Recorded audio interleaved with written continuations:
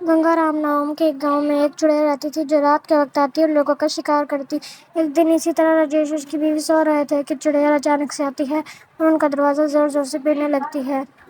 तभी राजेश और उसकी बीवी उठ जाते हैं और उसकी बीवी कहने लगती है, अरे ये क्या हुआ, चुड़ैल आ गई।